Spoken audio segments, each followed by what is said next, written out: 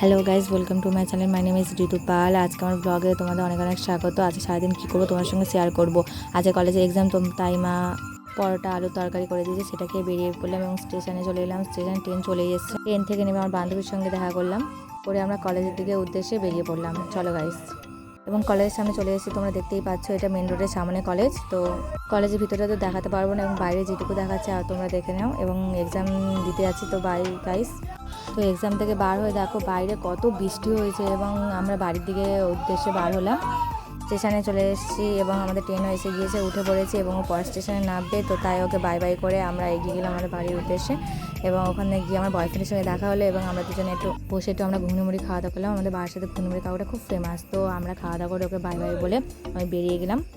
তো একটা lipstick unboxing করলাম, খুব ভালো এসেছে। মিশো থেকে লিঙ্কটা লাগলে আমাকে ইনবক্স করো। তো thank you for watching, love you guys, subscribe my channel.